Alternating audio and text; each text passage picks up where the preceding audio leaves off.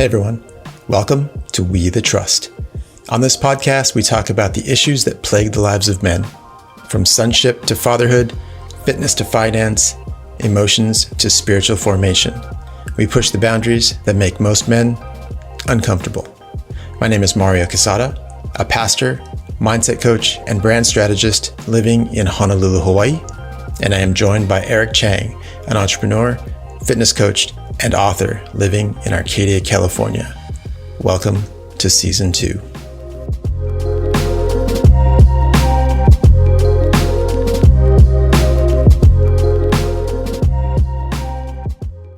This is Jesse Showalter. He's out of Texas, around the Austin area in Texas. Right. He is a good friend, mentor, design aficionado, teacher, YouTube superstar, and a really good friend of me and my family. And I get to introduce you to the WTT family here. And I'm excited to bring him on. He's a family man.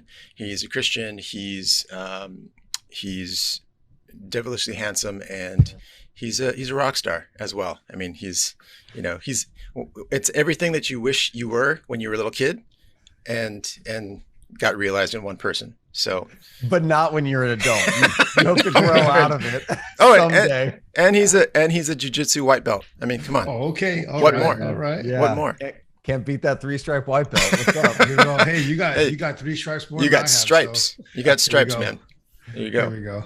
Yeah. Man, thanks for having me. I'm excited to be here. Yeah, man. So I'm going to just invite you to just give us a little bit of a story, your story, really, and about, obviously surrounding around like being a high performer. What does that mean to you without losing your family?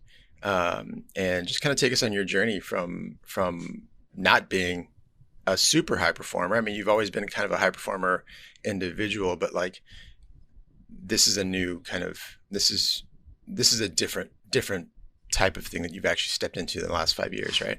Yeah. Yeah. I think, not to like rewind like too far, but I think that I have, if I was really to like think about it in a deep way, I think I've always felt like a little tinge of insecurity, and like I'm always behind the 8 ball, like I missed something and everybody else is ahead of me. So I grew up in Northern California, spent a lot of time in Hawaii, joined the Marine Corps. And when I got out of the Marine Corps, I served in the infantry. I just felt like all of a sudden there's not a whole lot for guys to get out of the infantry who know how to shoot guns and rockets to do with that skill set. So I found myself like washing dishes, waiting tables, and playing music. And then I just felt like I had these like adventurous years where I was like traveling and doing stuff. And then all of a sudden, every friend of mine who had gone to college was like starting careers. They had certain skills, they were doing stuff. And I was still like, I literally woke up one day and I was like 23 years old and I was living on the top of a bunk bed. I was sharing a room with another grown man and I had the top bunk and I was washing dishes for a living. And I just constantly had this feeling of like, I'm so behind. Like I need to catch up. I need to catch up. And I think that's always been there even when I was a kid. And so, fast forward, I met my now wife, then girlfriend, who was the first person to really like grab me by the face, like first and introduce me to Jesus. And secondly, introduce me to a little bit of confidence and say, you can do whatever you want to do. You're not behind. You're right where God has you. So find something you like to do and let's get after it. Let's do it together. So I found design. I was playing in bands and making a bunch of like junky punk rock posters. I think the first thing I ever had, I had a bootleg Filipino version of like Photoshop 7 and was just like learning how to use it. Everything was atrocious and really bad. And I wanted to give up so much, but the whole time I'm like, I'm so far behind. So I think my high performing started off early as a feeling of insecurity. Like I need to do more. I need to catch up. I need to be like everybody else. I'm not good enough. And then it probably moved later on into a season of passionate high performance. Like I found something that I love. I'm excited about it and I want to do. We could talk a lot later about how I almost did lose my family, about how, you know, when I find passions, I go all in on them. And it caused my wife at times to call those activities, those hobbies, those pursuits a mistress. So there was a season of my life where those things became like passion-based, you know, high performing. And then I'm hoping now that I'm in a season of performance where it's not about performing because I feel insecure or performing due to an adrenaline rush or a dopamine rush, but instead having created healthy habits and routines that things start to work like kind of clockwork a little bit more now. And my high performance is more based off of a contractual agreement between the Lord and my wife and myself and our goals in life, and a recalculation of what those goals are. So instead of now not feeling insecure or impressing people, I'm hoping that high performance looks like making much of Jesus, and finding contentment, but still being able to crush it and be a light that so shines just with how I work in the marketplace to bring awareness, if that makes sense. I feel like that was a long journey, a long Wikipedia ride, but I hope that was helpful. That I was talking to Mark. We were talking about you earlier this week. Today's Thursday, right? So, and I'm getting goosebumps because I feel like I have my shirt right now feels tingly on the back. Fanboying hard right now. Because man, like everything that you're saying right now just resonates so much with the season that I'm in. Like Mario keeps telling me, it's funny because ironically our season 2 is called Being, and he's like, dude, you just need to be. He keeps like telling me that over and over, like a freaking older brother. And I'm just like, okay, yeah, exactly. And everything that you just said, like I jump back right now. I'm in a season of jumping back and forth between, you know, it's like I feel like I do the exact same story where it's like it started with insecurity, and then now it's like coming out of a place of overflow. But then there's this constant tension of a back and forth of insecurity and overflow, if that makes sense. Yeah. And I feel like I'm always not always there, but it's like I ride a high season of overflow, then the season of insecurity, and then it always results in performing. But I would just love to hear more, man. That's amazing. I think like, you know, when you're talking about that, it makes me think of, and I know Mario's experienced this. I've experienced this. Anybody in the creative industry that wants to make a go at having like a creative career, especially if you do like any kind of freelance work, has experienced the feast or famine mode of your career. Like I have no clients right now. Dear God, help me. And then like, I did a ton of work and they all came in a flood. I have too many clients. Yeah. And then it's just this constant feast or famine. I feel like spiritually, like emotionally, we can be in feast or famine modes as well, where there's seasons of plenty where we are like emotionally well, like we're spiritually well, like all those things are kind of firing on all cylinders. And then we just, I don't know, like we just don't appreciate it. We don't take stock of it. We're not thankful and grateful or even introspective as to how that spiritual or emotional plenty came about and what we can do with it. And then we're not okay with it when we go into famine mode. Right. So I feel like there's, even in the person who's been like freelancing for, 20, 30, 40 years or whatever, is experiencing feast or famine. It's just less intense differential between that feast or famine. You're going to have always on season and off season, but it's just less than when you first start out and you don't know why the hell it's happening like this versus later on, you're like, I get it. That comes, it's okay. Like, so maybe in this idea of just being content, being okay, being willing to receive whatever the Lord has for you in that season. Right. And being okay with it to a certain extent, like handling life on life's terms a little bit. I feel like I'm rambling. I'm not sure if I'm answering your question. No, you are. It's good. It's good. Yeah, okay. it's really good. Yeah. Just get ready because I ramble from time to time. So you can just like, no, you're flowing, dude. It's like Eminem on his first album, dude. I heard his new album is really good, but I haven't heard it yet. I haven't listened to it yet, but it's weird because he's like in his 40s now rapping. It's awesome. But yeah, the tension for me, it's like, it's always there. And I think a question that I'm constantly, and I think you kind of answer some of it is like, kind of like, what do you do with it? Right. Like, how do you, I try to offer it and then still kind of feel stuck, you know? What do you do with that? Clarify for me. What do you do with The what? tension of going between insecure, like the feast or famine? Like, how do you deal with that tension?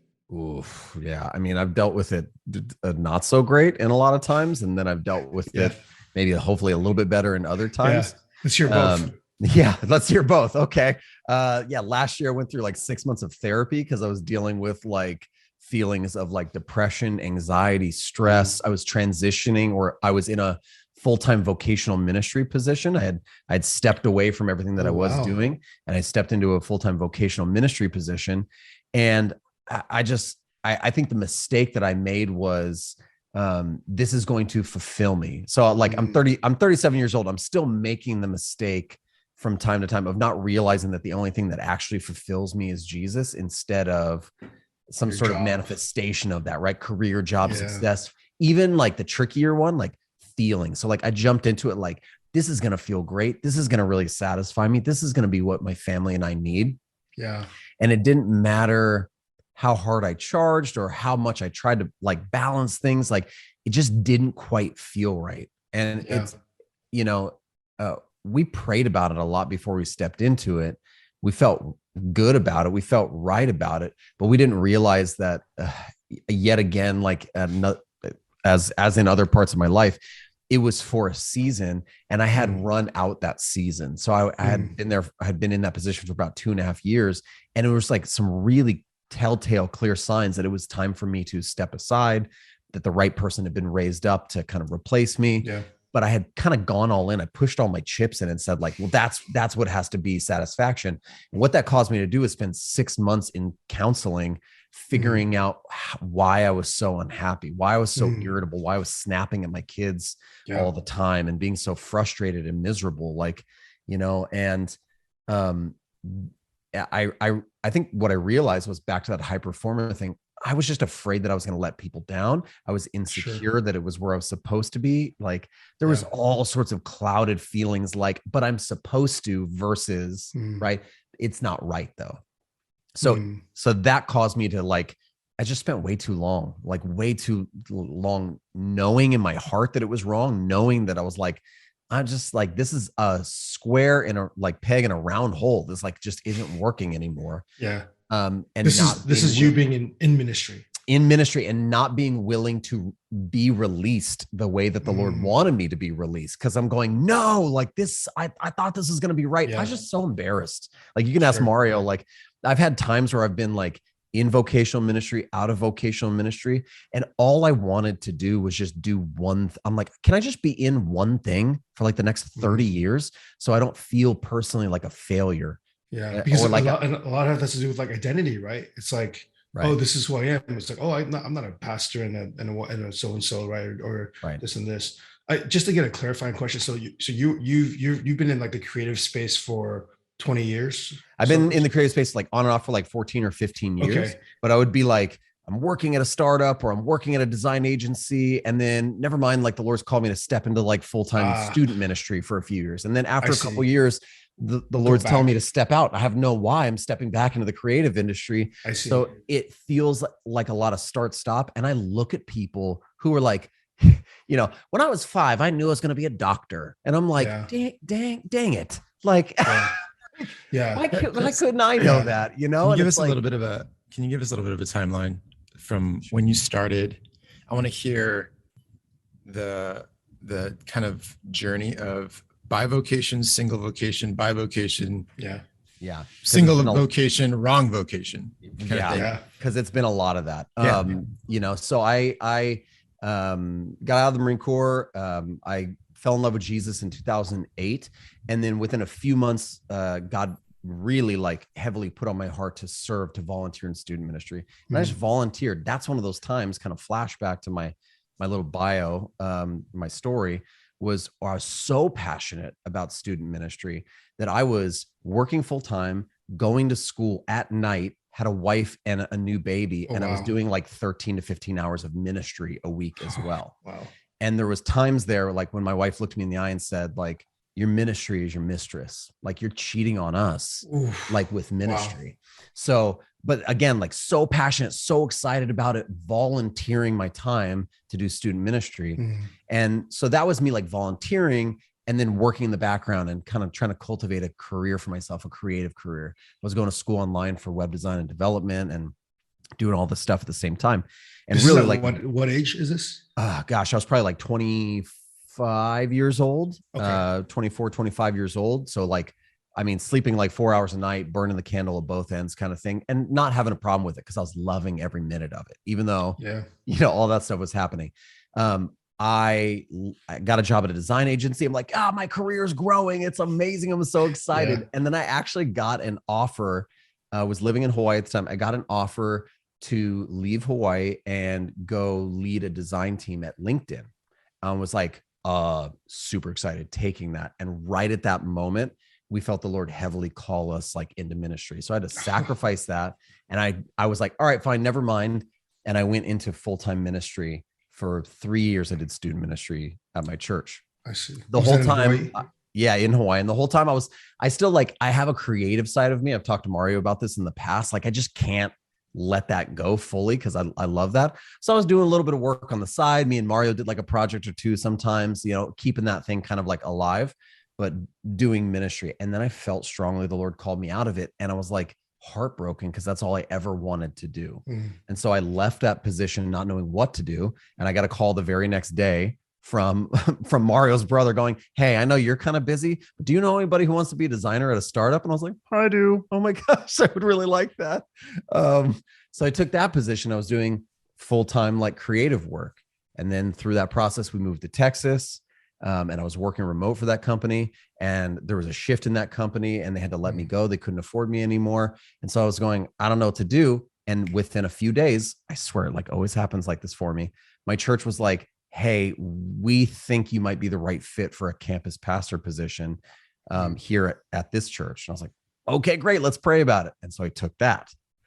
And then I spent 2.5 years there doing that. And then it's like, I'm shifting back out, like over this way. So it's been a lot of this in and out thing. And right now I have a full-time career as like a creative, and I am an elder and a volunteer teaching kind of pastor at my church.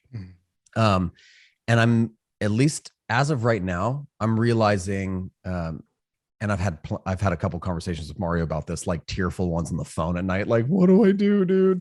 Because how do I not feel like a failure? How do I feel like I'm serving the Lord? But being satisfied, being content, being excited, being passionate about these different things that the Lord has given me, these joys and these passions. I think I've found it. I think I've carved out the path for myself, which is create a career, carve out a pathway, and just try to crush it as much as I possibly can in the marketplace and be a light that shines in the marketplace somehow, whether it's on YouTube or with clients or whatever. And then at the same time, I'm here to use any gifts that God's given me, whether it's teach or to disciple people, to sit down and coffee with people. I'm doing premarital counselings on my spare time. And what's really cool is I've found in this day and age with my skill set is I can have a career where I work at home, I work remote, I can kind of make my own hours, and I can carve out time for the other thing. But it was so hard for me to do the other thing and have any way to satisfy this craving to execute on the gifts of creativity that God gave me over here. It was just so hard to do it the other way, whereas I can do it this way, like much better, and feel a lot more satisfied. And a book that really actually helped me, I'm actually just rereading it right now. A book that really helped me is this book called The Legend of the Monk and the Merchant. I don't know if you've ever heard of this book. It's a phenomenal book. It's actually, it's like required reading for anybody that works at Dave Ramsey's company.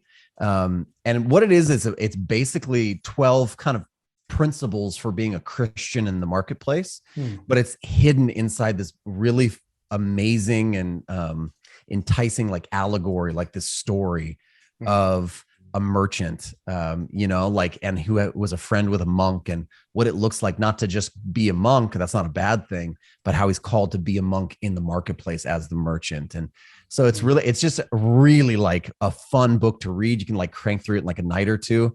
And there's these really cool foundational principles that say, man, like we put our hands to the work that God's called us to, and God will bless the work of our hands as we continue in it in faithfulness, seeking to like honor him.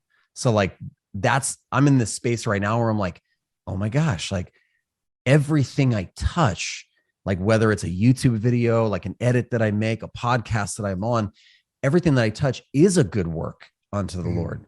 Like it doesn't have to be me like teaching or preaching from stage with a Madonna microphone on. Like everything I do is possibly like a good work. Okay, that shifts my perspective on how I need to, why I would want to be a high performer. It totally shifts my perspective, because it's not high performance for insecurity or even for passion or for money. It's like high performance, like to honor the King. Like that's a different vibe, like altogether for me. I want to like, you've kind of like talked about a bit of it, but the idea of, like tent making and ministry, and like we've had, like you said, we've had many conversations about like, I feel like I'm supposed to be doing all these things. Right. What was the big epiphany that your tent making is sacred, really? And it's not this balance of secular and sacred, because there is no secular, right? Yeah. I think I had two. I can like kind of like quickly identify two moments where when I stepped out of vocational ministry the first time, I kept using this phrase a lot, which was, I used to do full-time ministry and now I do creative work. And my wife would get so frustrated at me, and she would constantly grab me. And she's 4'11", so like she's real like spicy, super feisty, super feisty, and it's like she would get like fiery and be like, "Stop saying full-time ministry. Life is full-time ministry, Jesse." Oof. And I would just be like, well, did I hurt you? Did I offend you today? Like, what? Brutally honest and amazing, right? Which is like, say vocational, fine. Like that's what I wake up and do 9 to 5. But don't say full-time, because life is full-time. Like it's a full-time job to be a parent. It's a full-time job to be a husband. It's a full-time job to live this life, no matter what life it is that you're called to. So like the identification, right? The perception change of what is full-time ministry? Full-time ministry is like, that was one for me.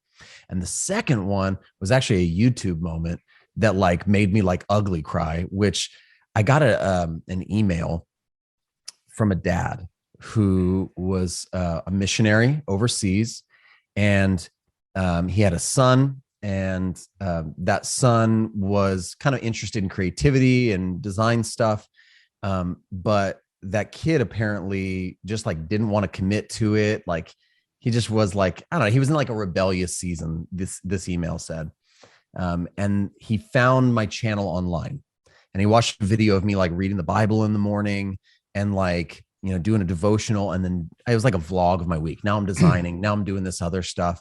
Yep. And he said it was the first time that he realized that you could be a Christian in the marketplace, and that it was okay to not just be not, his dad wasn't upset. He was like, he just kind of saw ministry as what mom and dad do, as like missionaries. Like it had to be something like this. He's like, and now he realized he could fall in love with Jesus, be in love with Jesus, and be called to this other thing. It was okay. And he's like, every night I walk by and he's watching one of your videos and he's sketching, he's designing, he's creating stuff. He's so on fire for Jesus right now. And all of this happened in like a YouTube video that led to an email. And I was like, holy cow, like people are watching. Yeah. Right. And I know like I have a YouTube channel, so I'm like, I hope people are watching, but like, but people are watching the nuances and the small things too. Yeah. So like I was very aware, like, oh, even when I just share like a little bit of kindness, like a little like pointing to Jesus in some way, like even my old senior pastor used to say, like, you might be the only Bible that somebody reads today. Like, okay, like that came alive to me when all of a sudden I was like, this actually encouraged somebody, to pursue whatever it is, creativity with Jesus, not separate from Jesus. Like that was a huge moment for me too. Good. Making me weep up and kind of get all teary-eyed. Okay, so let's talk about this journey from 0 to 200 and however many thousand people are watching your YouTube channel. All right. Okay. And I want to hear the journey of that, and I want to hear you kind of touched on it earlier, where there were times where, you know, this episode's talking about being a high performer without losing your family. There were times that along that journey that there was a tension in your family. In your own admission, you go all in, right? You go 100% all in on what you're doing, whether it's your family, ministry, side hustle, side hustle, jujitsu, side hustle, whatever, right? Because you can never have just one side hustle. I can't. It's a bad addiction. It's a creative problem that I see. So talk to us about like growing a YouTube channel and the highs and lows of that, and kind of just, you know, the journey your family has taken along the way, and you as a father, as a leader, as a husband, you know, take us on that journey a little bit. Yeah. I would actually start, before we do that, quick note, funny story. I had like YouTube going on and like work going on and like all this stuff going on. I one time texted Mario. I was like, hey, I'm going to start like this board game, Instagram, like web presence thing. I was like, I'm thinking about like a logo, and all I got a text back from Mario that said, maybe you should think about your other stuff instead. Oh my God, that is the most Mario response. I was like, time. All right, geez, we're gonna crush the vibe, dude. I was real excited for my dying because this is side Mario, how many of those project. have you sent me, dude? Daily, and you know what? He was I tell Eric this almost daily. Yeah, it was like, all right, I probably should have sacrificed that one. Like, but it's fine. So yeah, I would actually say with things like, I do kind of go all in. I tend to find a shiny object and then just like go towards it, like super tunnel vision. And I've also realized I'm the type of person that has bad staying power. I'm great at starting. I'm bad at consistency and staying the course. YouTube was very, very different for me because I actually started the YouTube channel partially as an experiment in consistency. So I knew that I was really bad at consistency. I knew I was really bad at staying the course. And I had done the only research that I'd really done on YouTube or like on creating a YouTube channel was, what does it take? And then I heard everybody saying, you got to keep showing up, got to keep making content. No one's going to watch it for a while. Don't do anything. Like, don't worry about what happens for like the first year or two. Just keep creating content. And I was like, that sounds kind of like a consistency thing. Like, okay, that's challenge accepted.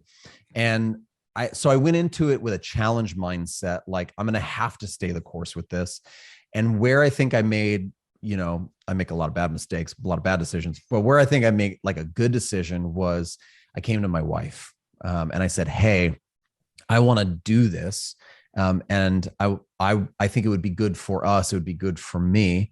And I don't know what would come from it. I don't know if it'll be successful or be something, but I really, really want to commit to this. And she said, okay, I will carve out the time and work with you so that you have those times and hold you accountable to those things as well. And that meant we had small kids at the time. I think the kids were like 4 and 5. So that meant, you know, she was going to put them to bed nights, or she was going to take them in the morning so I could get recording done. And we lived in Hawaii in like a 500 square foot apartment with like no bedrooms basically. So it was like, I'm going to go to the office early at like 5 a.m. and then shoot for 2 or 3 hours and then come home at night and help. And then she's going to put the kids to bed and I'm going to stay up late and edit. And she's going to be okay with going to bed alone at least 1 or 2 nights a week. Right. So it was a commitment on her part as well. So, you know, as 2 people that are one flesh, I had to include her in that. I had to ask for her participation in it. Yeah. And she's still, to this day, participates in it. Like, and there's sacrifices that she makes and that the kids make and that we make, but they're talked about, they're discussed, and they are, you know, we don't get frustrated about it because there's an expectation that's been established for it. So that's kind of a little bit of the outset of the story, but I started and I was, here's something that I also like had been known to do in the past, which is I want to run a marathon. Hey wife, hey Amy, I'm going to buy these really expensive shoes and these really expensive stuff and all of this gear, and I'm going to run this marathon. She's like, why don't you start running first? And then like, if you have run for a certain amount of time, we'll get you a new pair of shoes. I'm like, no. And I go all in. Or like, hey, I'm going to learn how to play this instrument. So I'm going to buy the instrument. She goes, don't you have a friend that would let you borrow one for a while? I'm like, yeah, but it's going to be great. I'm going to be an expert at this instrument. So I'll just go all in. And so I think another thing that she did well, talking me off the edge, was, hey, go all in with horsepower, like go all in with your resources and your effort before you go all in and buy a $3,000 camera or something. Like, are you even willing to, do you even like this? Do you like getting on camera and looking at the camera and talking about it? Because the truth about YouTube is you could have the best camera and the best microphone, the best everything. And if you're constantly looking at yourself, you know, in the camera, and you don't have your own voice, and you have to figure all that stuff out. So it's like, it's better to figure that stuff out with cheap stuff and grow into it and see what happens than it is to make this big investment, because discouragement, like so many other things in life, in YouTube land, like discouragement comes. Like I haven't deleted a single video off my channel. If you go back and watch some of the very first ones, there's still like 12 views on them. It's amazing. Like, and I think those 12 views are like my mom and like, and like me going back and cringing and watching them a couple more times. Like they're awful, you know? And so there's so much discouragement. There's no traction. If you look at my YouTube analytics, the lifetime of it, it's like flatline dead person for like years. And then all of a sudden you just start seeing a little bit of life and activity. And now it's like, it kind of clicks up over the past 2 or 3 years, but it was just flatline dead for so long. And so you have to be ready for that discouragement. You have to know that it's going to come going into it. I mean, there's more we could talk about. Does that like initially kind of answer that question a little bit? Is that going where you want it to go? Yeah. This is therapy for me right now. This is laughing, so good, dude. I'm laughing because I know what Eric's laughing at, and it's the conversations that we've had over the last year or so. I want to. The marathon thing was good, man. That like, I was like, oh, your wife is like, is your wife my wife? Is your wife named Diana too, or like what's happening? The same wife. You know, and to kind of add to that, because I know the question was about like failures in, you know, trying to be a high performer and not losing your family. There are these times where, especially, and I feel like it's not in discouragement, it's not in failure, it's in success. Like when you start seeing like some success, some momentum, some like response from people, that's for me when I feel like the danger comes of like being a high performer and then losing my family. Cause like shiny object syndrome comes up like times 10, times 100, right? Like you put out a bunch of videos and nobody watches them and you're discouraged.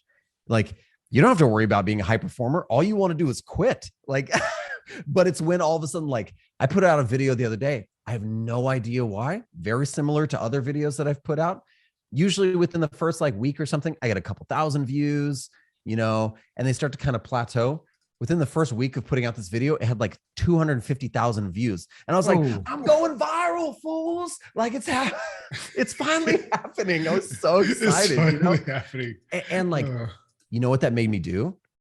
It made me spend hours that I didn't have scheduled, that I had already promised to my wife and my kids, trying to reverse engineer the analytics on how I could do it again. Cause now I'm addicted to this feeling.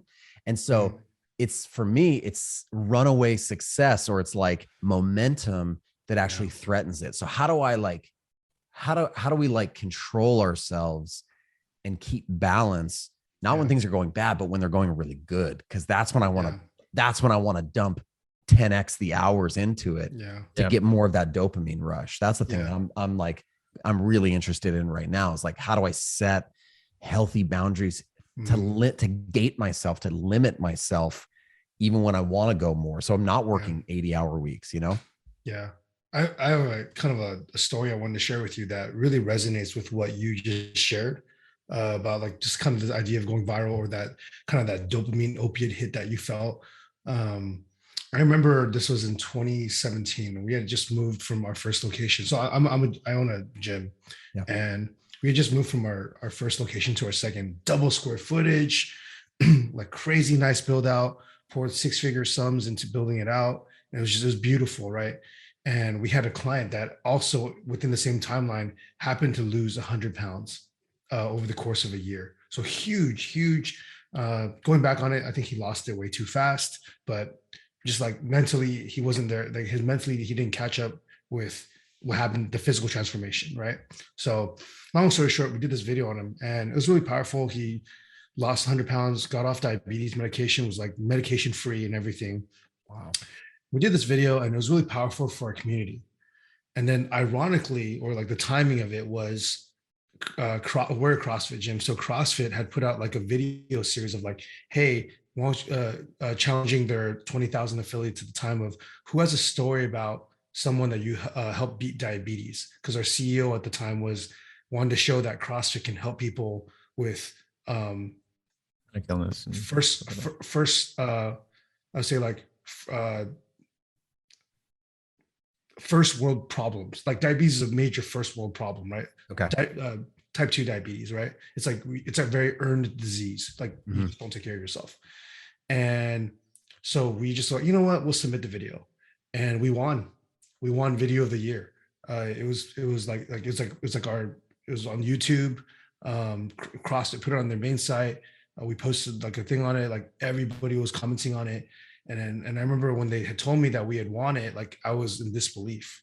Like I was at a restaurant we were at a dumpling house with my wife, and she happened to have that day off. She's a teacher. And then we were there and we were in this moment, and I was like, I just got an email, and I shouldn't have been checking my email in that moment, right? I should have been with my wife. I checked my email because it popped up and I was like, from CrossFit HQ, CrossFit never emails, by the way. So when they email you, other than when they're asking for money, you're like, oh, I'm going to check it. So you check it and it's like, you won. Your story is the video of the year. Like, it's almost like the success story of the year. Right. And the high I felt in that moment was like stupendous. It was just so huge. And I told her, and she was like, wow, that's huge. And then that high began to consume me in moments, like in that moment, and then for the rest of the day, and then for like the next week. And whatever kind of like what you said, whatever I planned for that next week, I wasn't focused, whether it was for work or for family time, because I was like addicted to that high. And I was like, immediately, I was like, being like a high performer, how do I replicate this? How do I do more of this? And I remember getting caught, and I remember my wife saying like, dude, like, what are you doing? Like, you're like, it's cool. This is really great. But like, you're really consumed by this now. Yeah. And it's crazy because like, it's been 4 years now, and it's like I don't even remember until you brought it. Like, I haven't thought about it for like 3 years, because that's how quickly that high wears off. It's like the second it was gone is the second you're craving it again. But then as soon as you forget, like I literally have no recollection of this until you mentioned your thing right now. And I was like, oh yeah, I remember that. But I haven't thought about it for years. How did you wrestle through that season of, because you want it because it's good. And you obviously want a lot of your content to be that viral, but how do you wrestle with that? And how do you live with, that process? Yeah. Like, and for me, like YouTube for me is like even more deadly, I feel like, because it comes with built-in metrics and analytics and measuring tools, right? So I can look at it and like try to figure out like, oh, let's do that. Like, let's do that. And it's a very easy for me to like just get tunnel visioned into it and chase the high, and like you were saying, like the danger of having these big highs is always the come down. It's always the, I need that again. I want that again. Yeah. And I feel like our culture, our society has, social media, like Instagram, all that stuff has built these tools that get you like these immediate instant gratification dopamine rushes. And that's why we all wake up and go sit on the toilet and check Instagram, because we're like, I want to feel happy. I want to feel, I can feel however I want, whenever I want. And we're chasing these like highs. And so like for me, it's like, what happens when you come down? Like a lot of times, just like an addict, you know, side note, we're all users on these platforms, which is scary, but like we're addicts, it's like chasing those highs. Like, I think we have to, like, for me, I'm trying to constantly remind myself that no high in the past has continued to sustain me. You know, there have been lots of highs. There's lots of those little moments. And like, here's an example of one. Like, it was a couple years ago, maybe like 2 years ago. Somebody reached out on Twitter and they were like, hey, you know, I really love your stuff online. I work for Adobe. I'd love to pass your information on. And I was like, cool, great. Like, yeah, right. Like that's ever going to happen. And all of a sudden, like a day later, I get an email and it's the people from Adobe. And they're like, we are starting to make live content. We'd like you to be one of our Adobe educators. We're going to fly you out to San Francisco and pay you to design on camera. And I was like, oh God, I've hit the big time. This is it, right? Like the world will love me now. Like, you know, like I'm going to be in the, like, this is exactly what I need. And it's like, I've been doing it. Like I just led like an Adobe Live, like 2-week design thing, like last month. And that high is innocuous to me now. It's gone, right? I can do those things. It's not enough anymore. Right. It was when I did the first one. Oh my God. When I did the second one, the third one, I'm like, yeah, I got this now. It's a habit. By like the 5th or 6th or 7th one, I'm like, yeah, we're just paying the bills here, like doing the thing again. And it's no longer become that. So like, I had to stop and go, oh my gosh, like I am so not like impressed, or there's no high to get off of this. I'm looking for the bigger, better now. And that's really sad, because that next bigger, better thing is like, after a certain amount of time, that's probably not going to like excite me or impress me either. So like, I have to stop doing this. I have to stop putting so much weight on these soon to be hopeful expectations. Like that's finally going to satisfy me, because it's not, it's just going to let me down again. Come down off those things again. So I'm trying to use those things, you know, and like redirect myself. I'm reading a book, a really small book that was written by like a 16th century French monk right now, called Practicing the Presence of God. And it's, I mean, literally like you could read it like on the toilet in one session. It's like 25 pages. I guess if you like spend long times, like in the sessions, but the whole idea is like the struggle of this monk figuring out how to find joy in the most mundane things, not waiting for those big moments, those, whether it was like a liturgy or a religious expression or a vacation or whatever it is. It's like, I'm looking forward to that. It's like, how do we find joy and contentment? And how do we like feel this satisfaction in even the smallest of things that we do each and every day? And I mean, not to spoil it for you, but like the entire book is just like, it's a practice. It's something you commit yourself to. It's not something that you can read and realize. It's something that you have to make part of your like daily routine.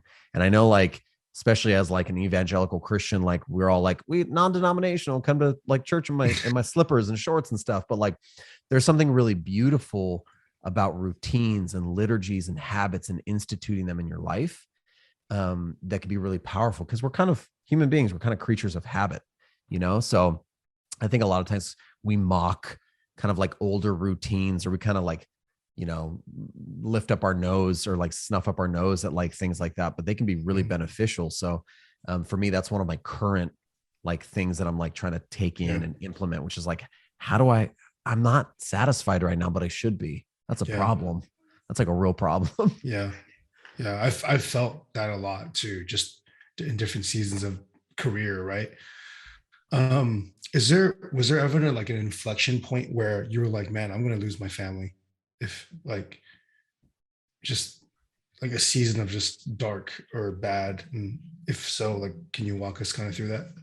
Yeah, I think even though I came into like YouTube in this season of my life with a plan and like committed to it, like with my wife, and we are going to do this together, um, there have still been times, and even now, I would say like there are times when I found a groove that like works for me, right? Which is like doing full-time creative work Mhm. and figuring out how to like serve and volunteer at my church, like how and where I can. um, I have to remember that even if like I teach at my church maybe once a month, Yeah. it takes me 7 to 8 hours to like study for a sermon. And so I agreed to being an elder, and I think I'm happy that we're doing it. And my wife and I, we're happy that that's what we are. Like we're an elder family at our church, but I don't think we correctly counted the cost. Right. We didn't fully take into account what that meant, because I have an elder meeting every Sunday night or every other Sunday night, and it goes from like 7 o'clock until midnight. So there's like lots of hours like committed to like leading and loving our church. And so that's one that like we didn't fully understand. So we should have asked more questions. We probably should have like investigated more and said, what's the commitment here? Because it's really easy for me, I think for most people, to use the word and a lot. Like I could do this and that, but learning how to say or is very, very difficult for us. Like learning how to do subtraction and like peel things away and do less and be really effective is much harder. So, my wife and I have had what I like to call robust dialogue a lot in the last like 6 months, like some arguments, because it's like planning now has become so crucial for our family. And I am a type 7 Enneagram, off the cusp, like roll with the punches kind of guy. And I've had to learn to plan and structure to a certain extent to make my business like function and life function. But my wife is not that. She needs even more structure. And because the load that we now carry is heavier, like there's more expectations of us and more things to schedule, the rigidity of that scheduling process needs to be like more on point. And just the other day, like she was like very unhappy, like very unsatisfied. And it hurts my heart when I hear my wife say things like, there are times when I feel like a single parent because I'm serving on Sunday. So she sits in church alone and she brings the kids, and those things hurt me. So those are like diagnostic like statements that make me go, okay, something's wrong. I need to recalibrate something here. And now I need to dig. So like for me, I'm a words of affirmation person. So that's like why like Mario sending me a text message or my wife like verbally smacking me down is so helpful. Right. So like, if you just say something to me, like I take it like pretty deep, like to the heart. And so when she says words like ministry is your mistress, or sometimes I feel like a single parent, or, I'm glad that you're out there working and I appreciate you, but I feel alone. I'm like, ugh, like I feel the weight of it. So I have to, it's something that words resonate with me. So I'm very aware of words, to like try to like recalibrate and fix things are wrong. And I know I'm rambling, but here's like an example of it. My kids were homeschooled for like the first, I don't know, like 6 or 7 years of their life. My wife was homeschooling, and we moved here and my wife was still homeschooling. And I was in vocational ministry, still homeschooling. And I stepped out of that. And, like there's obviously like pastors don't get paid a whole bunch. So now I'm full-time doing creative work. I'm making a little bit more. And right about that time, my daughter started saying things like, I'm really lonely. I wish I had some friends. Like, I don't like homeschool. But she had been saying it for like a year. Now, what's crazy is like, that was about that same year that I felt like the Lord was ushering me out of vocational ministry. So because I wasn't listening to that call, I didn't have the finances or the ear or the heart to hear her little broken heart going, Daddy, I don't like my life right now. I'm very unhappy. And so it's like listening to that was like another confirmation, like, oh my gosh, I'm about 6 to 8 months too late on being able to respond to you. So for me, like I have to listen a lot. I have to listen more. I have to do a better job of it, because when I'm not listening is when I'm starting to do damage to my family. Mm. Yeah. Sure. Like as you navigate, right, family, career, feelings, right, our personalities, and the well-being of our families, as you navigate that, what were some of the bigger, how do I say this? What were some of the major things that have helped with you know, you specifically being an entrepreneur, um, being a husband, being an elder, being in ministry, like you're being all these things, Mhm. right? Being a father. What are some of the major things that have helped you recalibrate? I guess is a good word. Yeah. I think I'm just like I've said a couple times, I have like shiny object syndrome, and I want to sprint towards those things. Um, so learning and kind of like recalibrating and reassessing and seeing that like life is not a sprint, and I have to like look at it over the long haul. And actually, weird to say, like I feel like YouTube did teach me that, right? Because like when I look at that long tail analytic chart of like flat line and then progress, like I see like in James Clear's book Atomic Habits, he uses a term called the plateau of latent potential, right? Which is like you go to the gym and you work out hard for 3 or 4 months and you don't see any change, so you give up. But if you'd have stayed for another month or two and just sucked it up, you'd start seeing some changes. Yeah. Right. So like realizing that there is such a thing as the plateau of latent potential, and that I cannot assess my future based off of my current, like my present, right? Mm-hmm. Like I have to just stay the course. Mm-hmm. And I'm staying the course that I know that the Lord's called me to. There's twists and turns there, but like I cannot get weary along the way. And so that makes me recalculate speed. Because if it's a long distance run, right, and I'm shooting out there like it's a 50-meter sprint, like I'm making a fool out of myself. Like the Bible literally says, like anybody who's going to build has to first count the cost, lest you be seen as a fool, right? So like counting the cost is like a long tail, like assessment. And so learning how to slow down and pace myself for the race, I think is one thing that's like really, really helped me. And we hear that term all the time, like work-life balance. I think before, in previous times of my life, I thought work-life balance was continue working hard, maybe even work a little bit more, and find a time to fit like a yoga class on top of it. Like now, look at me, I'm balancing my life. And it's like, nope, you just added to your life instead of did some really hard subtraction, right? That's why like years ago, my wife and I went through like the Dave Ramsey course, and we learned how to budget, and we became debt free. We got out of like $35,000 worth of debt, but we had to learn how to subtract, right? Yeah. Like, yes, make more money, but also subtract, like do both and at the same time. And it made getting out of debt like a lot easier. So it's like setting a budget. Like I'm 37 years old. Like I only got so much in the tank.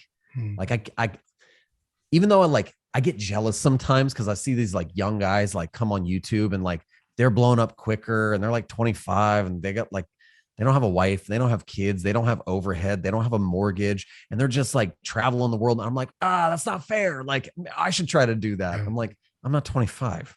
I'm 37. Like I have to drive the car the way that the car is like meant to be driven at this age and at this stage of the game. So that's the only thing that's going to make me still be driving the car, you know, proverbially speaking, like at 60 or 70, like still be happy and joyful. So like pacing myself, slowing it down. And I hate to use that word, but like disciplining myself and gating myself, like that's a hard no. I can't go past that gate. That's been really, really helpful for me. Man, this is so like cathartic for me. It's like staying the course, pacing, can't add without subtract. Like it's everything that I need to hear right now. Like my wife literally says, like, all you do is add more stuff, but that you do know that you have the same amount of time, right? And I'm like, oh no, I got it. Like I'm so I got it. Like, yeah, I don't think you don't understand. Like that's what makes me different. So, like I literally believe that. Oh, that's makes me different. I'm different. I can just do all of it. She's like, Yeah. You're like, you don't know me. I could do Yeah. that too. And she goes, no, I do know you. Yeah. And that's why I'm trying to protect you, dude. The only one that knows you, Eric. Honestly, Eric came to Hawaii and he left more exhausted than he came by himself. He came without the kids. He came with one of his like media guys. Yeah. And his whole point was like to write, to kind of like wind down, and he left more wound up than he got here. Yeah. As a that's a YouTube video right there. Yeah. how I ruined my trip to Hawaii. But I just love the idea of like, and I reworded it this way, but it's like, in order to succeed, we need to do more and less at the same time. Yeah. 100%. It's just hard figuring out what's the thing you should be doing more of and what's the thing you should be doing less of. That's that's the only like real niche like recipe swap, right? It's like everybody's different in that. Like maybe you need to do a little bit less, like a little bit less like side hustles and side projects and focus more on your main thing. Yeah. Like maybe you need to like subtract the amount of things you're doing for work and figure out a way to like pay yourself first emotionally and spiritually, like with your family. Like nobody else is going to do it for you. Everybody else is going to want something from you. And so maybe you need to figure out how to do that. I don't know. Like that's the thing. How did you figure that out, Jesse? How did you, I know we only have a few more minutes left, but like, it's totally like another episode. Too, my life is like the bumper rails of in a bowling alley, dude. It's just careening off the side and hoping like to figure out from my last like mistake. Like I don't get how, and maybe some of it's persona, online persona, and maybe I fall for that stuff, but like, I don't know how you could be like 25 years old or 28 years old and know all these things exactly. Like for me, maybe I'm a slow learner or a late bloomer. I don't know, but it's been a lot of like learning from my mistakes. I wish I learned from other people's mistakes. I wish I did. I'm too dumb for that. So I learn really good from my mistakes. And so I have to make a lot of mistakes. I think in that though, like the one thing I can say is the last year or so, I'm trying to learn how to have grace for myself in that learning process. And through a lot of counseling, a lot of prayer, and a lot of time, I've realized that my perception is different than everybody else's. I think everything is going to be great for everybody else, but I think things are going to go horribly for me. Like case in point, when I felt like I was going to step out of vocational ministry, I was like, I said to my wife, I'm sure they're going to ask us to leave the church because that might be really confusing for people. Like I was the pastor, but now I'm not, but I'm still here. Like, I don't know. They're going to be mad at me that I'm leaving at this time. It's like they're going to be so mad at me. And they were nothing but supportive. They were like, you're not leaving though, are you? Are you like you're staying at the church? I was like, yeah. They're like, okay, great. Just don't leave. Like, and they even asked me, they're like, is this going to be healthier for you? I said, yes. They're like, that's what we want. We want healthiness for you. So we're here to support you in this transition. And I was like mind blown because I think everything's going to go bad for me. So, it's really about like having great, that was a pretty pivotal moment at learning like, yo, dude, like have a little bit of grace for yourself. Like Jesus has grace upon grace for you, but you have none for yourself. It's pretty brutal. It's me not viewing viewing myself the way that Jesus views me, I think. Mark, can I ask one more question before we wrap into the core? Or you got a question too? Oh, go ahead. Man, dude, I just want to like take you to lunch for like a week and just pick your brain, dude. Long lunch ride. I have so many questions, man. This is the one that I want because it's in line with what you kind of mentioned earlier. You brought up the idea of the plateau of latent potential through James Clear, right? I actually use that to coach a lot. And, because everybody wants results. And how do they want results? They want it like this, right? It's like, I want to start right here and I should be right here by Wednesday. and today's Sunday. I had the idea on Sunday. I'm going to start on Monday. And by Wednesday, I should see compounding results as if I just bought Shiba Inu. Yeah. and it's about to explode, right? That's crypto talk. But like, right. And it's like, that's how we want it. But it really looks a lot more like a startup that gets into maybe a S&P or something like that, right? So one of the things that's tough, and this could tie into a YouTube question or like just when you start anything, and maybe YouTube would be a really good reference for this, because I'm trying to get into it right now, right? Like I'm trying to, it's weird. I literally had talked to a friend, one of my brothers, it's like my brother's ex-girlfriend from middle school. She's a YouTuber now. She's like a teacher YouTuber. So she just talks about teaching, and I didn't even know, because like I don't really watch YouTube until about 3 months ago, when I got YouTube Premium, because I don't want ads for my kids, and that's how I started watching YouTube, because I literally don't want them to like see a bajillion ads every 120 seconds, right? Sure. So I got it, and then I was like, you know what, I gotta optimize this and like leverage this, so I should watch something too. So I just like started picking around, looking at stuff, and then anyway, like I got the idea. I say there's a lot of way to share value through this platform in a very like genuine way. So I'm talking to her, and then we were talking this morning, and I was like, holy crap! Like you have like 500,000 followers on YouTube. I was like, what? I was like, that's crazy. Like, is that not crazy to you? She's like, it's weird to me. She's a believer too. She's like, yeah, it's still weird to me today, basically, and just it's like. And I started asking like, well, like why did you start doing it? And all these questions about like why start doing it, because I'm questioning why I want to do it, right? Yeah. And it reminds me of this whole idea of, because I've had friends that recommended I do this, like you'd be great for this, and that we just do like 50 videos and don't even think anybody's going to watch it. Just do it for yourself. Yeah. And something that you brought up that I was reminded of with latent potential was there's that valley of disappointment that you go through.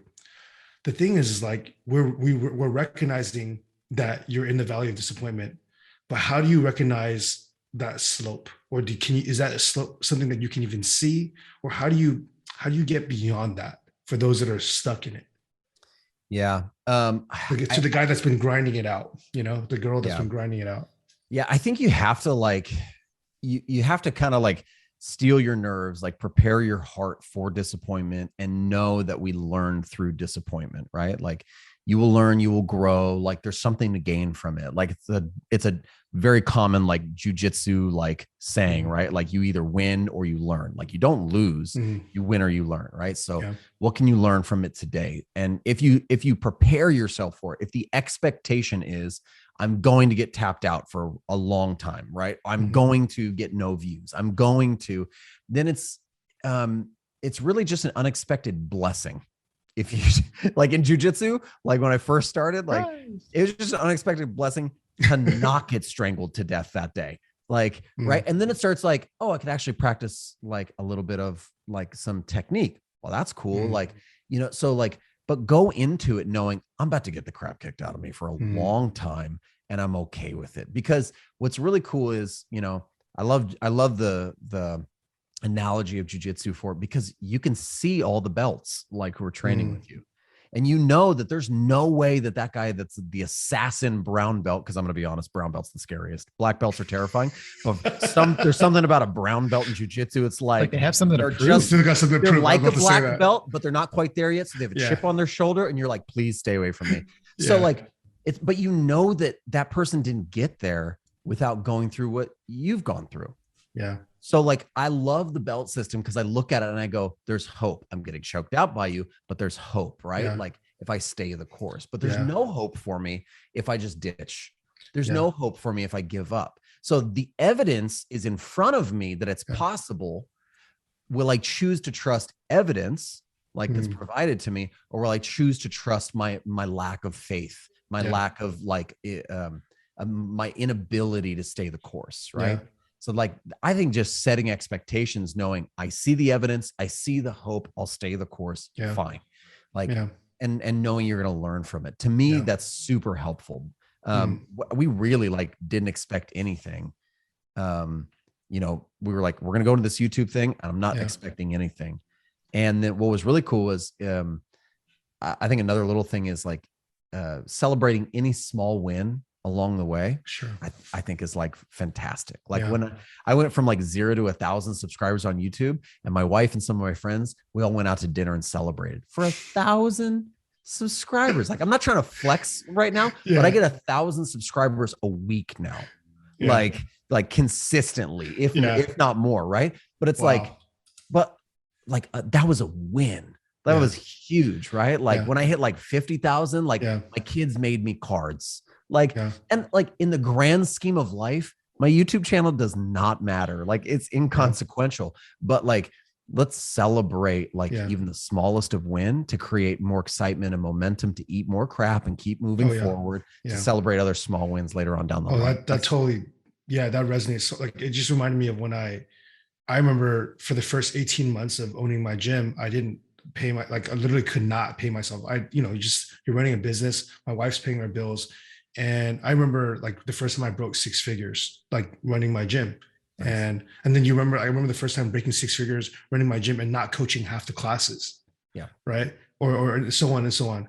But it's funny because I remember, I'll never forget this, is the first $500 I made ever. I remember I'll tear up when I think about it, because the first $500 I wrote a check to myself, because back then I didn't even do AC. I didn't have the money to do the direct transfers yet, because that cost was like a $17 fee or something like that. Yeah. So I remember I wrote myself a check for $500 and I cashed it. I put it into my account. I remember I like sobbed. I sobbed because I was like, oh my gosh, I just paid myself $500 and I still like my job a lot. Yeah, it's good. And I like that. That's like it's crazy because like no one would like, it's $500, dude. Yeah. And it was a more powerful moment than when I broke 6 figures. I believe also, like you do, like in the power of tangible goals and and physical reminders. Like, so this couch that I have sitting back here, I picked this couch out, or this style of couch. I was like, one day I'd like to have in my office, like a cool brown leather couch that I like to sit on. Oh man. And I was like, can't afford one. But my wife and I made a deal. This was like a couple years ago. And it was like, we were starting to see like good traction as far as like YouTube, like as a pathway towards like a career. And I was like, when I break 6 figures with like social media, YouTube, and like all that stuff, I'm buying myself a couch. And she went, you should. That's a mark that you like attained a goal. And like, I hit it like 2 years ago. And she was like, I think you should order that couch now. I was like, oh my gosh. So what's cool is like, I sit on it. Like I'm sitting on the representation of evidence. So when I get discouraged, I sit on that couch, because I'm like success has come, like, and then there's times where like it dips off. Like I'm not doing so good. Like subscriber count's going down. No one's watching my videos for some reason. I'm like, I'm not doing anything different, but at least I have something to like anchor myself. So for me, like the couch is like a very small version or manifestation of like the presence and the power of Jesus in your life, which is like, this is going to sound really cheesy, but like sitting in the truth and the evidence and the reality that like Jesus hasn't left you or forsaken you. So I need to find comfort in him daily. If I can do that, like I'm always winning, right? Like at the very least, like things may not feel like they're going right for me right now in my life, but God has set me on this path. I can be steadfast in that. I can find hope in that. I can kind of sit in it and feel some confidence and go, like another day will come. Like I'm if I just keep cranking and keep grinding. I mean, you do like you work in like the athletic space or in like the workout space, right? Like sometimes you have to go through a season where you plateau and then more gains come later, right? Like I feel like it's the same thing spiritually, emotionally, career wise. Like sometimes you'll plateau and then more gains will come. Like it's just part of the deal. Yeah, 100%, dude. Jesse, I'm just gonna. Do you have something else, Eric? I have way too many things, so we need. We're gonna take this offline. Yeah. Jesse, thank you so much, man. Thanks for joining us. I think this episode is like just super rich with just I think actual practical life stuff that we have to go through as men, as husbands, as entrepreneurs, as children of God, like sons. We always wrap up our podcast with like 5 kind of shotgun questions. All right. They're Okay. really quick, and we're gonna kind of sets us through our pillars, right? So with you, I'm gonna start with from the bottom, Eric. So I'm gonna say, how do you take care of, or how do you steward your wallet or your finances? Here, some Ramsey stuff. Yeah. Well, yeah, I'm a super like Dave Ramsey like dude. So every dollar like has a home. There's no extra money. It's money that's going someplace to serve a purpose. So that's for us, it's a budget, it's a monthly budget meeting. And it's stewarding that money like wisely. It's great. Good. Awesome. How do you take care of your soul? Yeah. Actually, the way that I take care of my soul kind of it differs, it varies depending on the season. Sometimes I'm like a voracious reader, like I just crank through the Bible, through books. And there's other seasons where I am not. I just don't want to read, and so sometimes I listen. The Dwell app has like been huge at certain portions. I'm playing around with like Christian meditation. But really, like, I think it's making sure no matter how it plays out, is finding a time to be still and engage with the Lord, is making sure you have that time. I don't care what it looks like, but you do have to carve out some time to make him a staple in your life every day. Mm. Eric, that word is still. It means to stop. How do you take care of your mind? I read. So, and I have a mixture. I always read 3 books at a time. And some people can't do that, drives people crazy, but I'm always trying to read a fiction book, some sort of nonfiction book, and then some sort of historical book. I like that combination for me. So right now I'm reading a book about Genghis Khan, like a huge biography about Genghis Khan.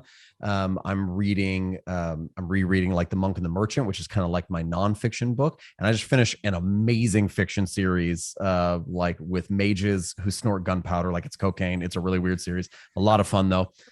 So I like it. It's a balance of like facts and encouragement and creativity for me. I find it very weird that we went through this whole hour and a half and you didn't mention anything about board games. But anyway, that's true. Yeah, I love that as well. Go ahead, Eric. Oh man, what do you do to take care of your heart or your emotions? Yeah. So I'm a communicator. Like I need to talk things out, and I think that I used to think that I knew how I felt, but I've realized I do not know how I feel at any one given time. And so lately in our marriage, we've instituted 2 things, which is committing to the talk, like committing to the conversation, and then being willing to separate for times of clarity. So, hey, I need 10, 20 minutes to think about this. Let's come back together. So conversation and clarity for me. Like that. And then final one is just how do you steward your body or your physical? What's your physical practice?